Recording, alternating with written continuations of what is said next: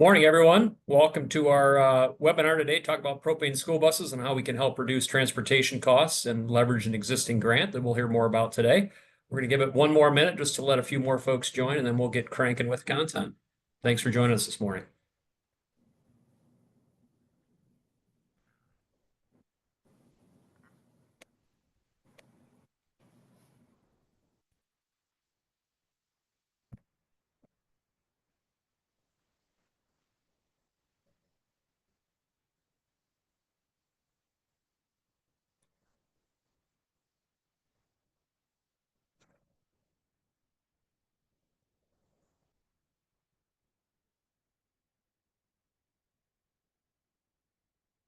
Give it another few seconds. I see a couple other folks joining, and we'll start.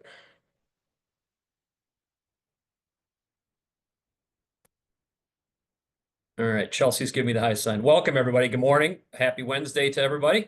Thanks again for joining us this morning to talk more about propane school buses and how we can help reduce transportation costs, harmful emissions, and also leverage an existing grant that's here available today in the state.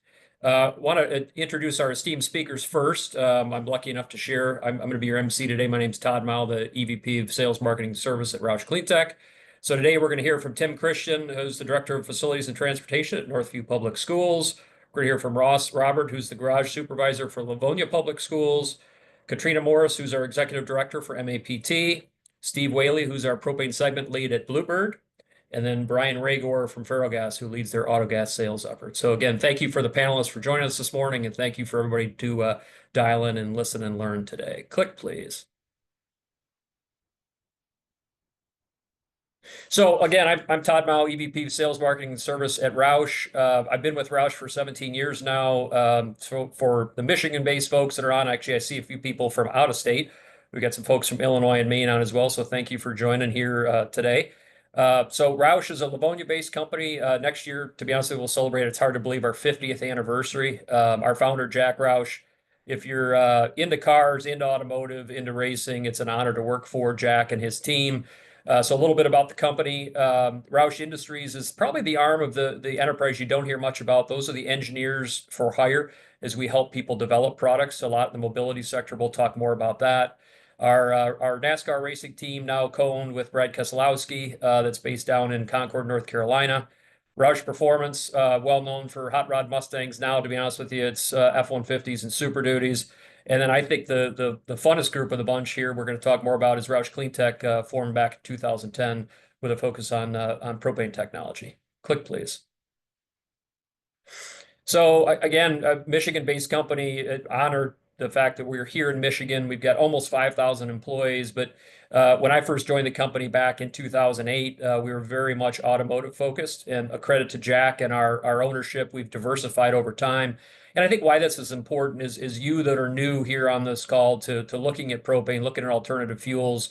We're a large company, a lot of employees, a lot of experience. We're going to be here to support you as you make this transition from what you know, which is diesel, into something cleaner, which is propane. And then we leverage a lot of the capability and a lot of key learnings across these different sectors. So defense, entertainment, aerospace, mobility, and we integrate that into the products that you guys will see and feel and operate on a daily basis. Also, it's a cool place to be. If you're not from Livonia, I know we've got Ross here local. We'd love you to come pay a visit, and we'll take you through it. It's quite a tour. Seeing amusement park rides being built, helicopters for folks like Bell, and then a ton of stuff on the mobility side. And of course, we'll sneak some stuff in related to propane as well. Click, please. So our progress, it's hard to, today in the world, there's a lot going on around alternative fuels. Obviously, there's a lot coming out of DC in regards to transition. There was a significant push for electric only, and it feels like now that's shifting a little bit into all the above. We're going to need a lot of different technologies and energy sources that are domestic to be able to do the job we need to do. But working for Jack Roush, as I referenced our racing heritage, he likes to keep a scorecard on how we do. So you folks and districts that are new and contractors that are potentially new to propane, you're not the guinea pigs, right? You're going to hear more from Tim and Ross about that. But we've got almost 50,000 propane vehicles, that's commercial vehicles and school buses on the road, well over 3 billion miles accumulated with over 3,500 fleets across North America. We'll drill in a little bit more to Michigan here in a second. Click, please. So propane school buses, and this is something we're really proud of, is a relationship with Bluebird. We started back in 2011. We're exclusive with Bluebird on both our gasoline and propane powertrains. But as you can see, this is not one state or two states where there's a bunch of grant funding that have driven the adoption of propane school buses. This is every state with the exception of Mississippi. Every province in Canada has deployed propane school buses because what we'll talk more about today, the economic benefit of it is significant. When you could talk about saving 30 or 35 cents a mile while reducing harmful emissions such as NOx and particulate matter, this is why we've seen such a successful deployment of propane school buses all across North America. Click, please. So Greenbird, so if you see them, so this is a snapshot of Michigan here. If you see Bluebird school buses run around with a green bird on it, that denotes those are propane powered. And as you can see, we've got a ton of districts, and thank you to a couple that are on the call today for joining us and are going to share your experience. So again, you're not guinea pigs if you're joining here. There's quite a few districts throughout Michigan that have been running, in some cases for almost a decade, both a 6.8 engine as well as a 7.3. So a lot of key learnings and data that can be shared from your peers as you transition into propane. Click, please. So we know you guys are in a tough spot, right? There's a lot coming at you.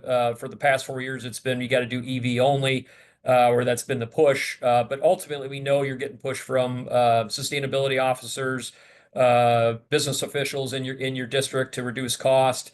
And this is, from a Roush perspective, take a step back. We're advocates for all the different technologies. The bigger Roush is doing work for natural gas, for EV, for hybrid, for hydrogen fuel cell, and then propane. And just it so happens that we, being the pragmatists, believe propane makes a lot of sense. And you'll hear more about that in this call today. But the fuels on the left that you're familiar with, diesel and gasoline, obviously have a lot of pros to them. Infrastructure and the familiarity of those, low capital cost. You've been running for decades and decades.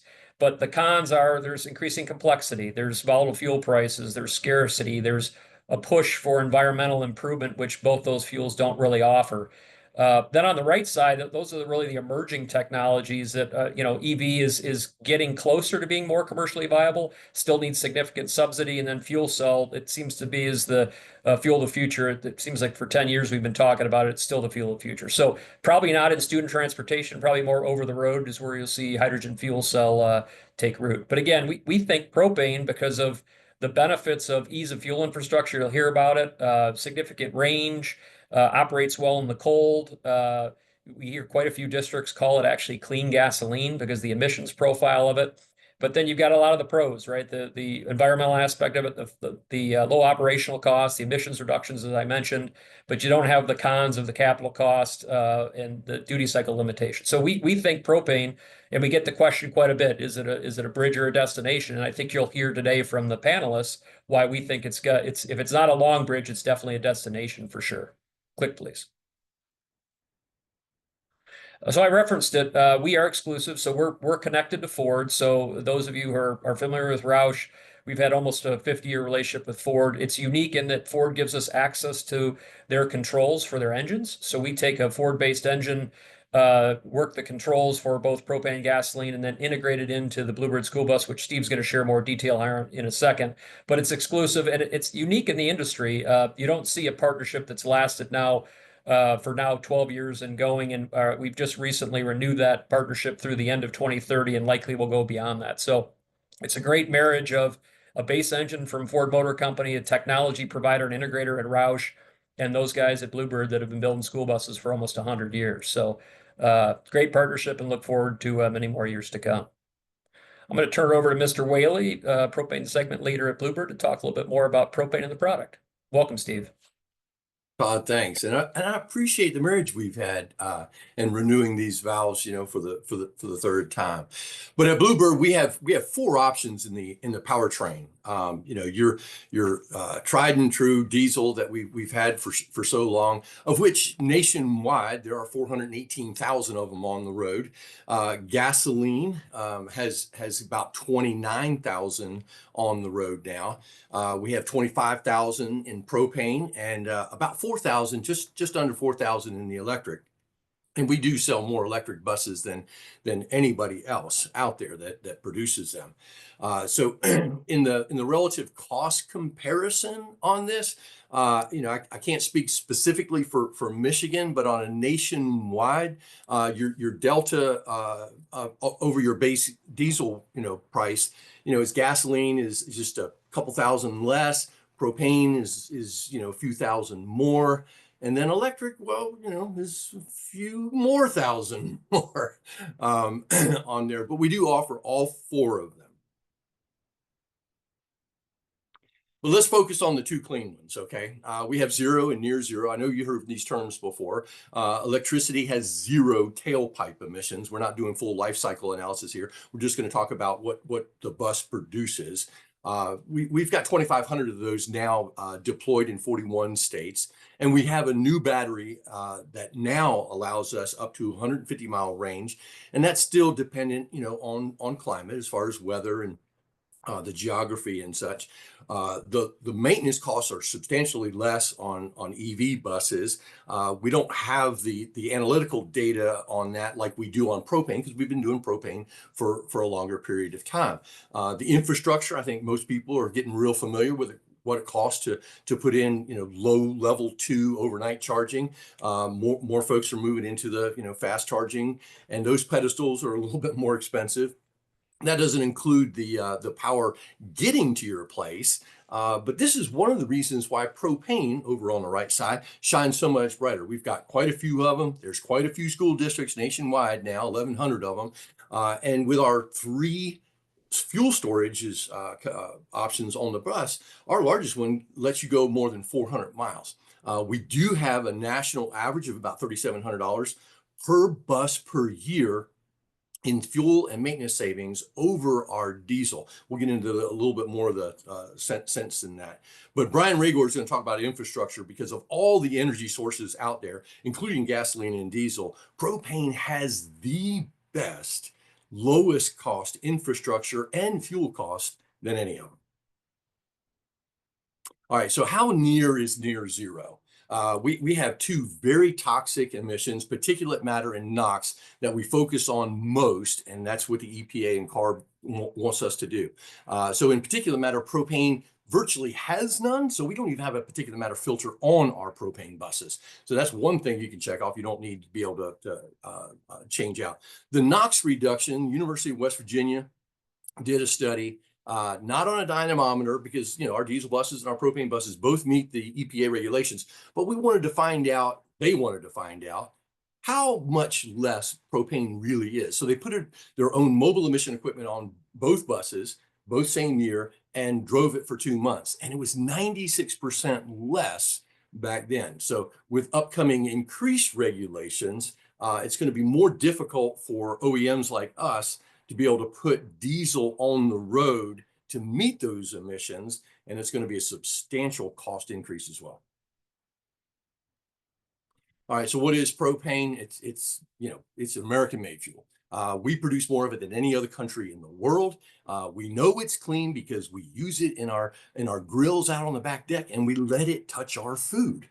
I don't know anybody who does that with gasoline or diesel, but we produce more than any other country, and we produce so much. We use about 10 billion gallons here a year in the United States, but we export 20 billion to folks overseas because 30 million vehicles worldwide use propane to propel their vehicles around. It's the 3rd most popular fuel next to gasoline and diesel. And I like to call propane stable hydrogen. It's mostly, if you look at the molecular structure, it's mostly hydrogen. It's very low carbon footprint on it. And because of that, mostly hydrogen, we get great efficiencies out of it, and and that's why it's so clean. And propane, unlike, because we get confused with CNG a lot, the compressed natural gas. Propane is a liquid, and it doesn't need to be compressed to 4,000 psi. It's 100 psi at 60 degrees outside, so it's a little bit even less than the pneumatic tools we have in our shop. And you don't have to modify that shop to adapt propane. If you're certified for gasoline and diesel, because propane's heavier than air, it will behave just like gasoline and diesel. So there's no modifications to the shop to work on them. We have two sources, organic source and a renewable source.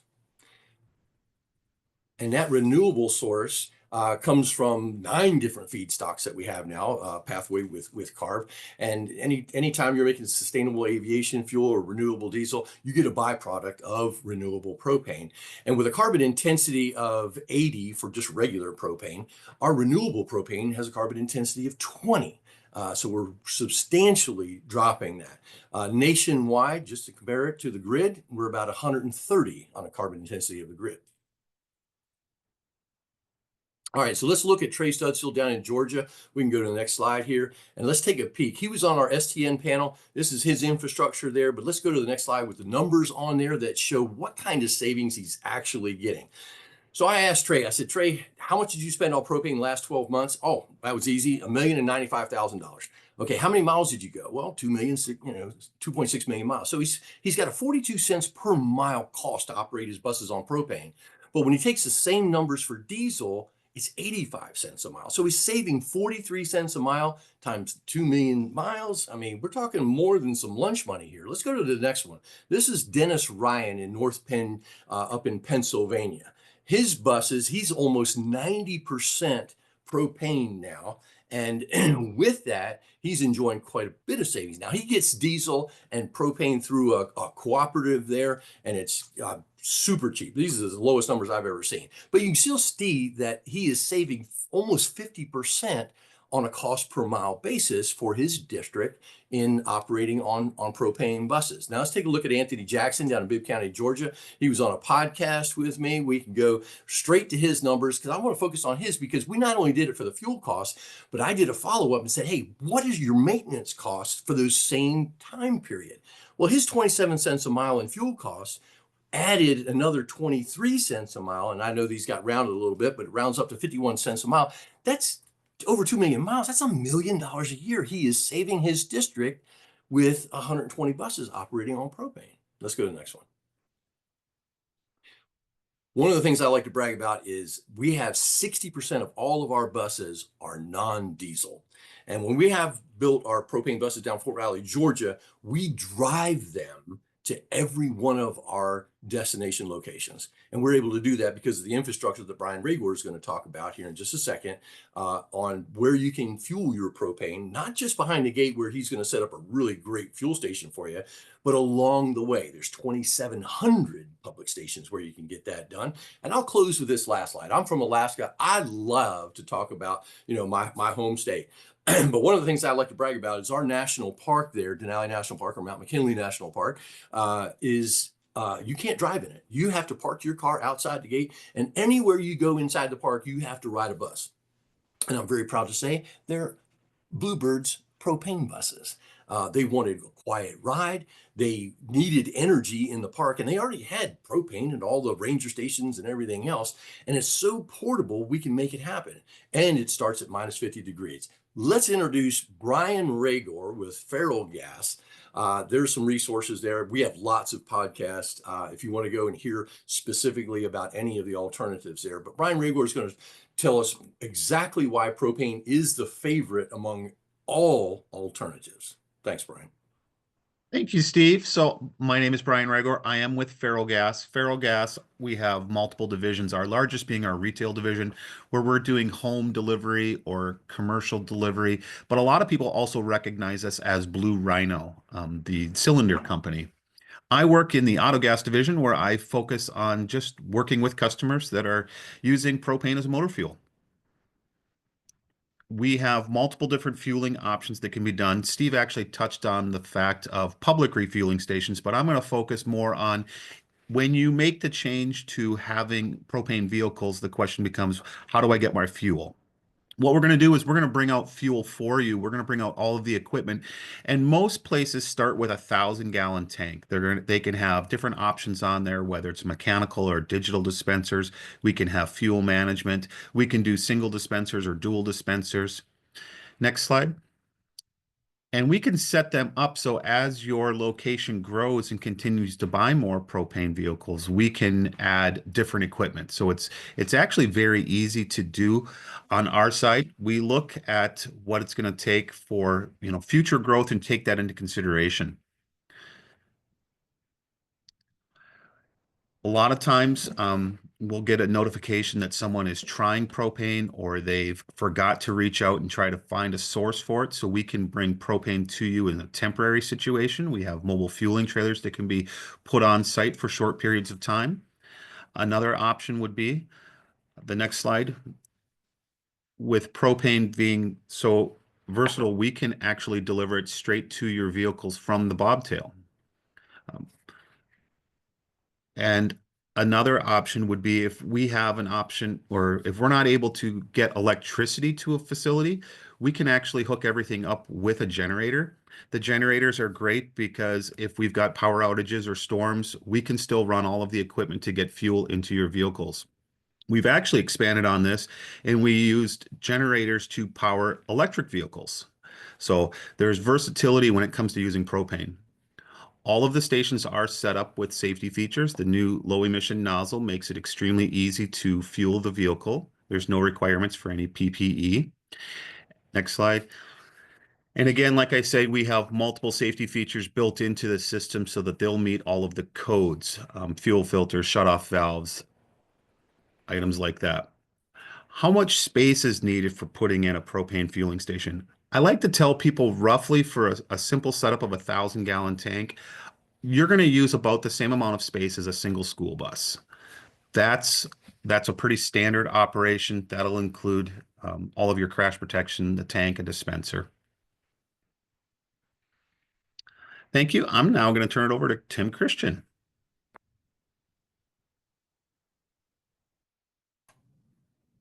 All right, thank you. Yeah, like the slide shows, we have 9 propane buses at this point in time. I do have 1 gas bus, and I believe I have 8 diesels as well. Back in, I want to say 2020, um, we had some old buses. I think we had 4 2001s, something to that effect. And the district wanted to get basically cleaner.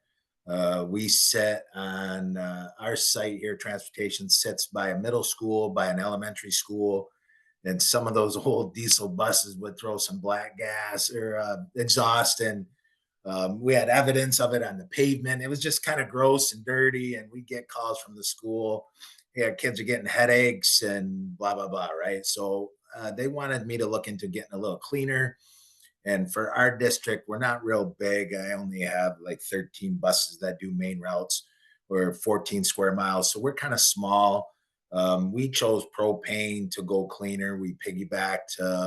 You guys may remember the Volkswagen grant that was out there. We piggybacked with a bunch of schools, and we saved a substantial amount of money going propane. That was my first 6 original purchases of buses for propane. And then just this past January, this past year, I bought 3 more propanes and got, I think, $25,000 off each bus. So propane for us has been really good. Our drivers like it. I like it. They heat up faster in the winter. I'm not a mechanic type guy, so I can't tell you all the benefits, necessarily of the motor, but it's super easy. Holland Bus is kind of our Bluebird rep. They walk side by side, kind of hold my hand in a lot of the grant funding application process. I kind of need that because I'm not the sharpest knife in the drawer. So they're easy to work with. I'm just, I don't know what I'm supposed to say here, but I'm just really happy with our district growing propane. I have 1,000. I think Brian just showed. We have what Brian has on our site, 1,000-gallon tank right on site that we lease, and really easy to gas and gas up. It's simple. We had no issues. What else am I supposed to say? We have no issues with the motors. Everything's been under warranty so far. Simple things.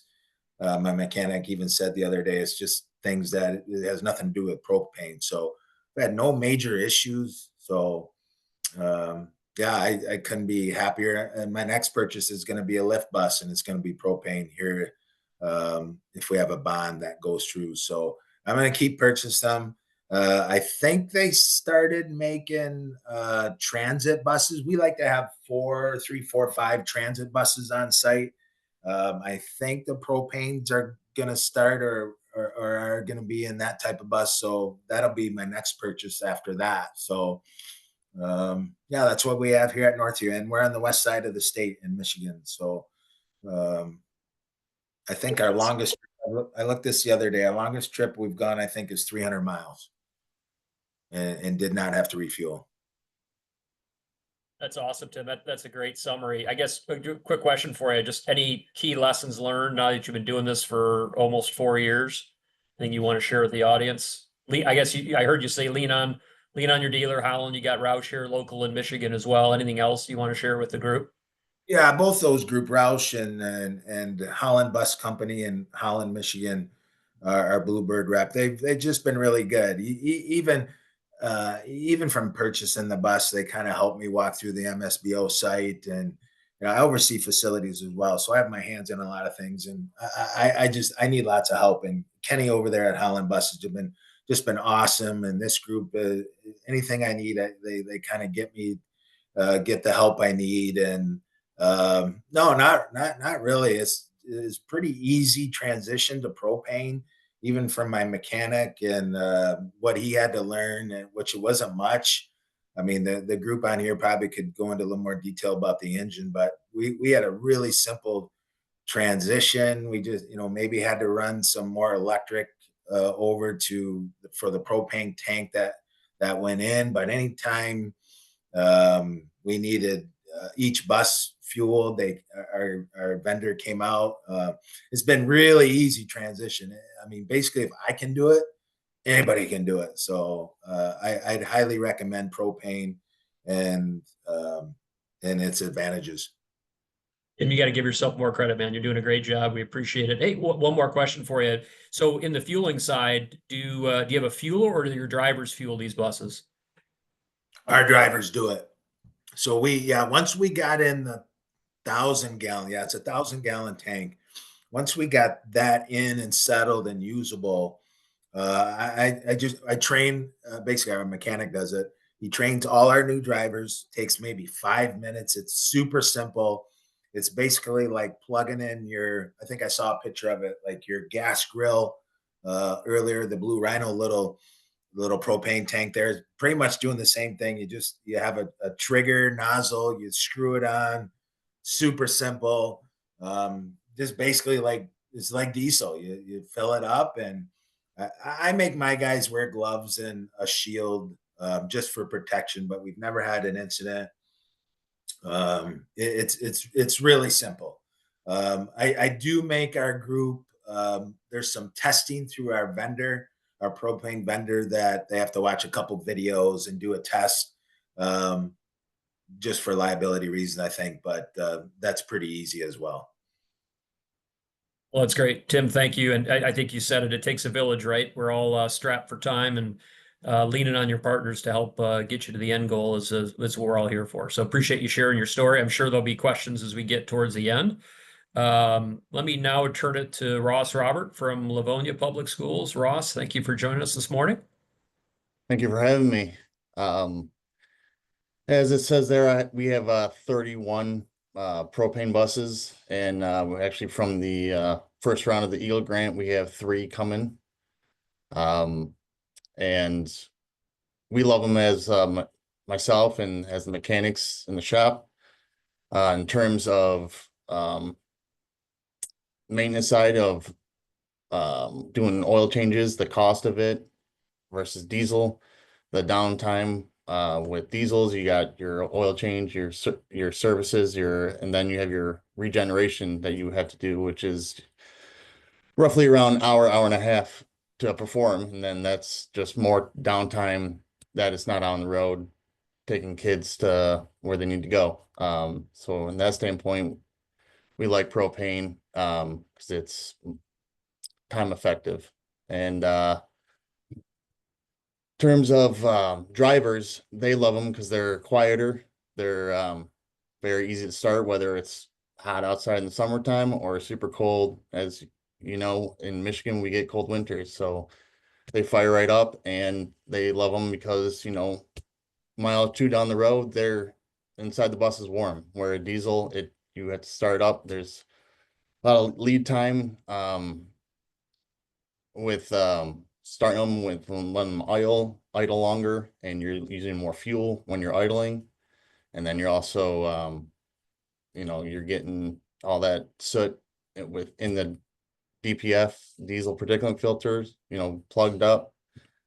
Where propane bus, you go out maybe 5-10 minutes tops, fire it up, and then you're warm and bus is warm, ready to go, and it's quiet going down the road.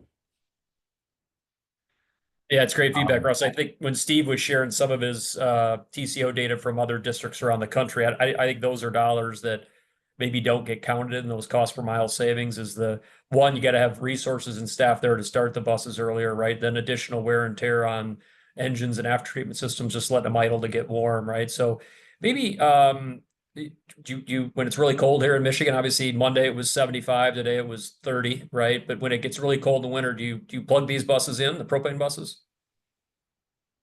Um, you asked the question. Heaters, yeah, block heaters, like you would on diesel. Do you Oh, have to do anything unique with propane, or is it much simpler? They're kind of tying into your less maintenance, less headache kind of theme.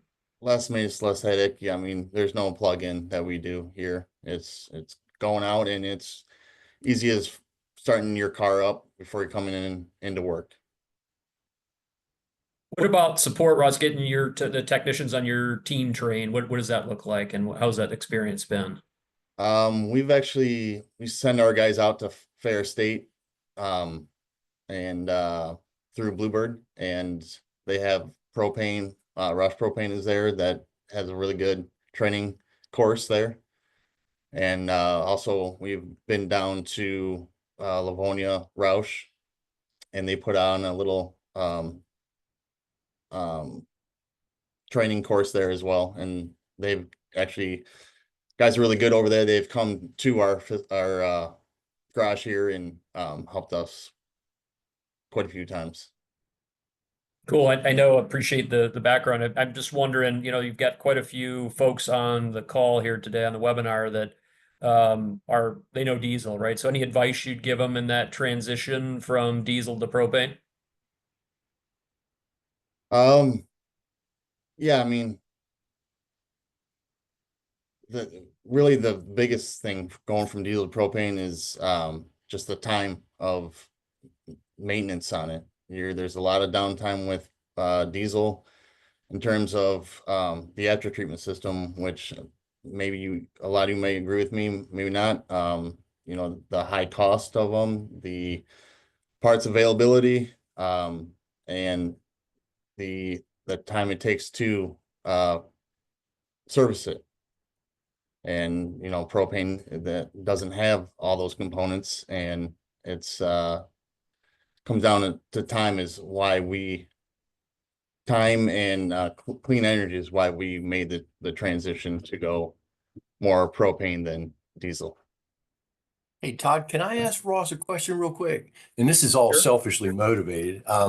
Ross, Steve with Bluebird, and I've got quite a few cost study comparisons between propane and diesel, but I would love to do one of propane versus gasoline with you if you'd be up for it. Just, I'll get with you offline here, but I don't have nearly as much data in that as I do in the comparison to diesel. But the few that I have done with propane to gasoline in Oklahoma and a few others, it's just as much, if not more, savings than with diesel. But I would love to get some analytics from you if you're up for it. Absolutely. Thanks.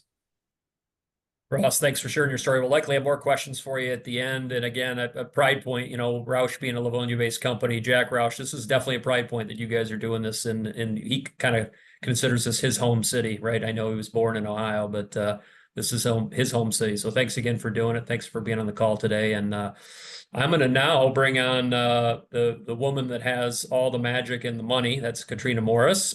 She's going to share more about the available programs. Katrina, really thank you for helping kind of set this up, bringing this team together. Make yourself available, and I'll turn the microphone to you to share more. Thanks, Katrina.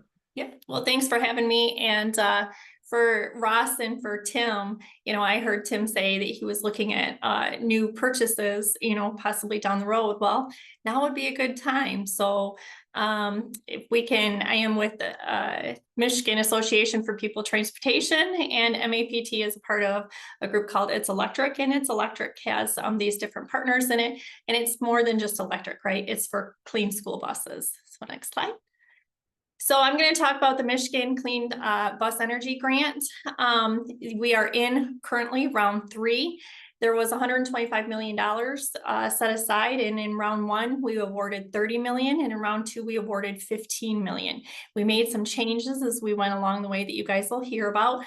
One of them being, I believe Ross said that he had received some funding from this previously in round 1. You can reapply again, even if you have been awarded in the past. So make a mental note of that. MDE was in collaboration with Eagle, and we want to reduce the diesel emissions, improve the air quality and public health, and the funds cover incremental costs towards the purchase of a clean school bus. So zero emission electric buses, charging stations, and associated infrastructure, as well as propane and natural gas.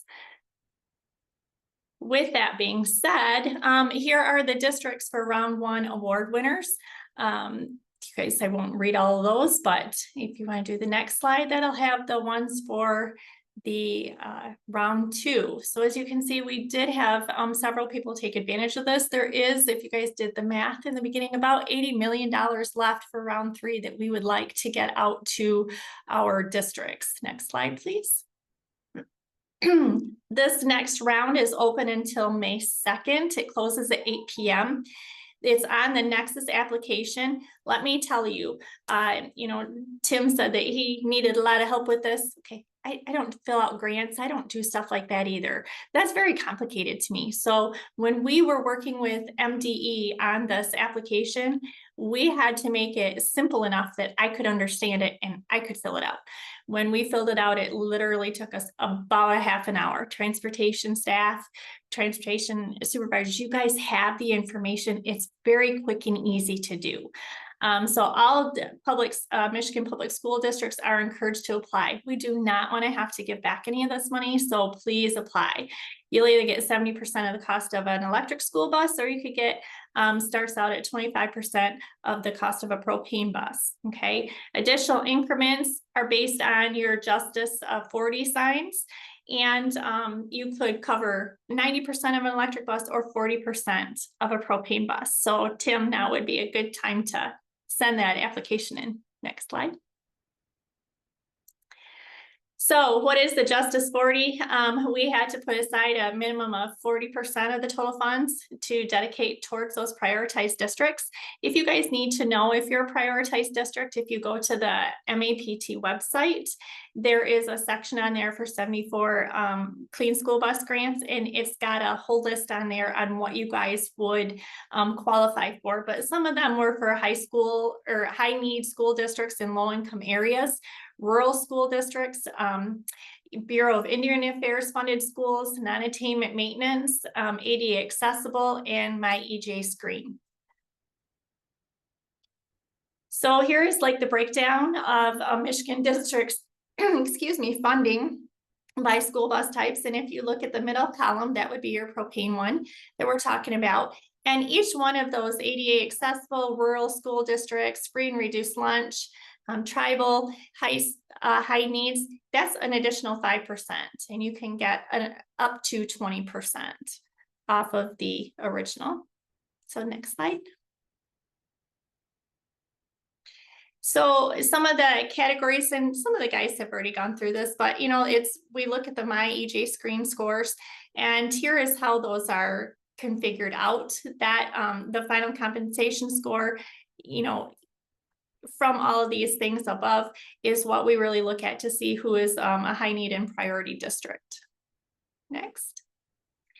So here are a couple of the other things that you have to know. Eligible vehicles for replacement is a diesel vehicle, 2010 or older, and are eligible for replacement for scrappage.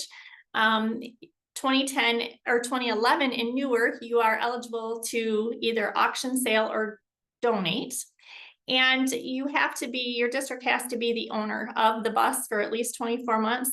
And here's the big one, and it's like super easy. It just has to be green tagged. We have to know that the MSP came in, inspected it, and it was, available to drive on the road. Next slide. So there's a minimum of 1 bus or up to 10, or 50% of your fleet is what you're allowed to apply for. New buses are expected to be either the same type, similar gross weight, and you're going to own them. Okay, and they have to serve in the same geographical area as the bus that you're placing. If this is not the case, email MDE, and MDE is really willing to work with all the districts in the state. Again, we want to get out the money to the districts who need this. And so we just are really encouraging anybody to apply. Next slide. So again, just a recap, application requirements, it's on the Nexus portal, super easy. Okay, so that way you guys can do it. Some of these forms you will not have to submit if, it's not for the propane, but you have to have a competitive bid proposal. We say just go on the MSBO website, it's an easy one. You have to do a scrappage, but that'll come at the end. Applications are due by 8 p.m. on May 2nd. And then after that, MDE and MEPT and It's Electric will go through the applications, and Michigan Department of Ed will notify you if you have been awarded. These are stackable.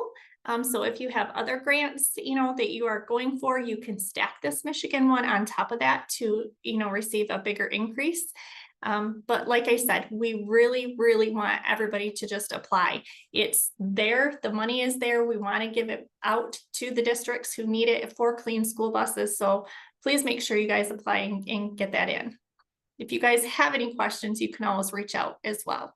So in conclusion, it's really easy. It's a straightforward application. Funds are stackable. Prioritize, like I told you, where to check that list at. Don't delay. Get your application in. If you guys have questions about the application, we are always here to help. Resources are available at the MAPT website. Any past webinars that we've had, the frequently asked documents, the Nexus job aid, we've actually printed it all out on what you guys will need and how to fill it out. And then if you have questions, you can reach out to MDE Clean Bus Energy at michigan.gov.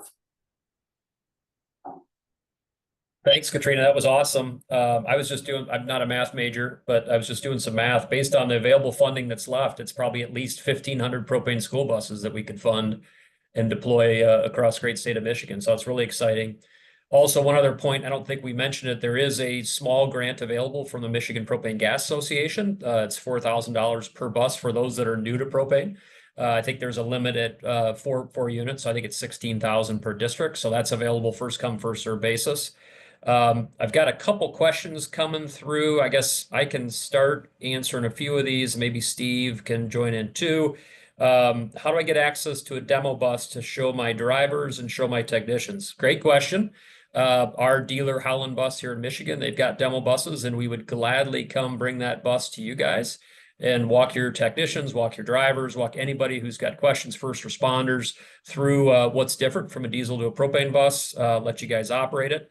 I think when we're on site too, that'd be a great opportunity for somebody like Brian Ragor to come by and do infrastructure evaluation where he could put a tank, so we could combine, two needs into one visit, as well as another question coming through, how hard is it to run a total cost of ownership that Steve shared? Very easy, right? So we would dig in with you guys, look at some of your diesel data, look at miles driven, and then apply that to propane and share that with you. And again, we're talking about the funding available, but as Steve referenced, the 30 cent per mile plus savings, and then you add in maintenance.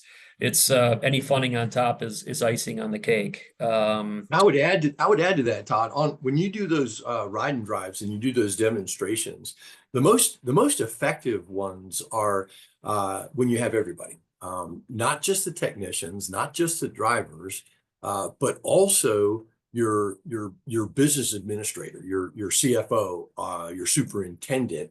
I've even done one where it was a small district, and we did a ride and drive. and the superintendent was there. 6 school board members were there. The drivers were there. So the drivers actually got to drive them. Everybody went on the bus and had conversations because it was so quiet. And it really meant a lot to the whole thing. And it also expedites the process of getting everybody on board with adopting this new thing.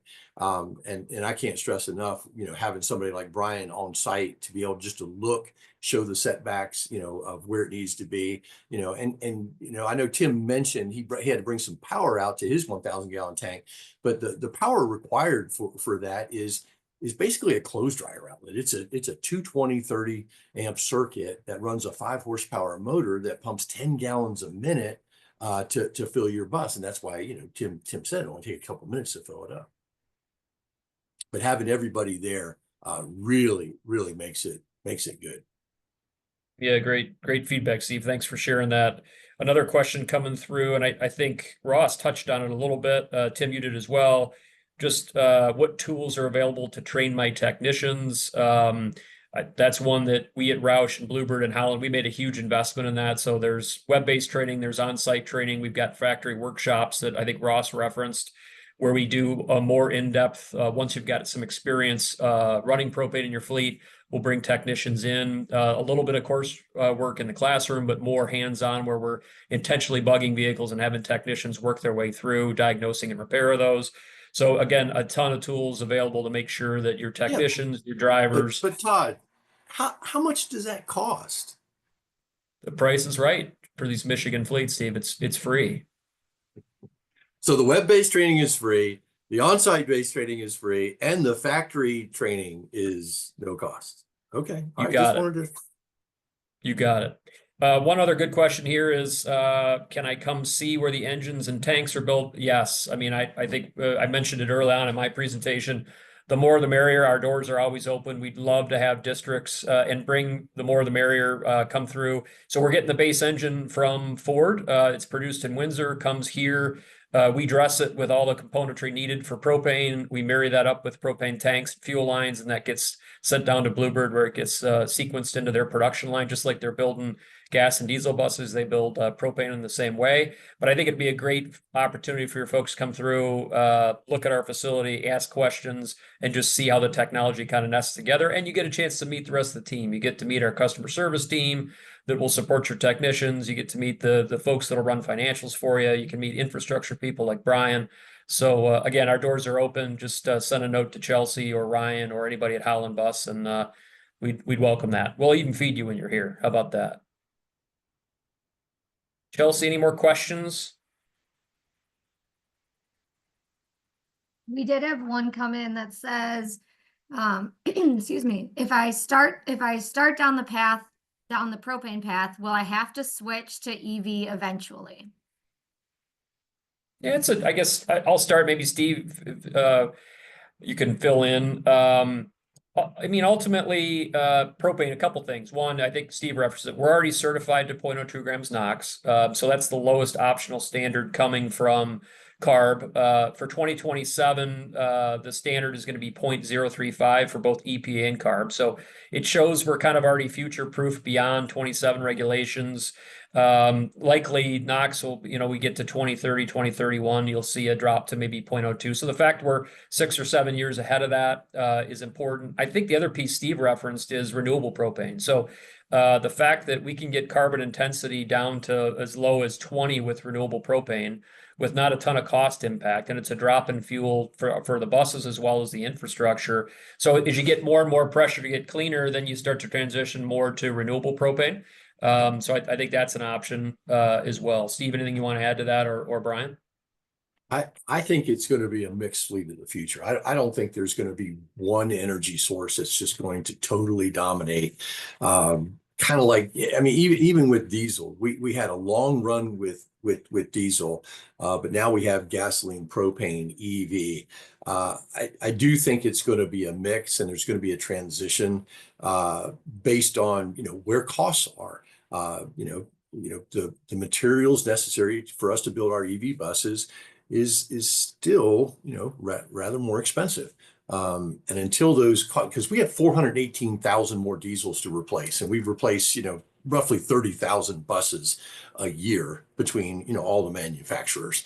And even if all of us were at maximum capacity on our EV production, it still wouldn't be enough. And that's why one of the reasons why, Bluebird has been the one to diversify into 4 different options, so that we're not just future proofing with propane's ability to meet, after 2030's emission standards that are proposed, but we're future proofing with being able to give our customers options based on where they're at and how long their routes are, how infrastructure is going to be. I mean, we got K Cornelius in Upper Minnesota covering 4,200 square miles.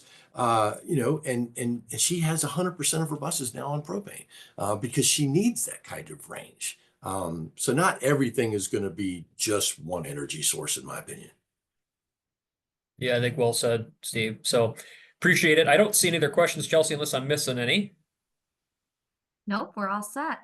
Yeah, I just wanted a couple things, last minute housekeeping. One, the presentation will be available, so we'll make sure that if anybody wants to share this with somebody else in your district that couldn't join the call today, so all the content will be available. Really want to thank our panelists, Tim, Ross, Katrina, all that you guys do. We know how busy you guys are. The fact that you joined us today to share your experience and share the opportunity and funding, Katrina, is really, we appreciate it very much. And then the doors, as I mentioned, the doors are open at Roush, Michigan-based company.